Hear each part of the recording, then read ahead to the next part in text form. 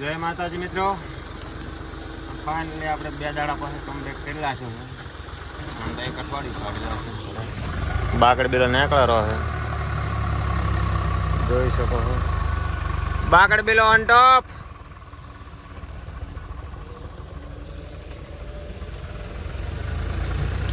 બાકડ bellow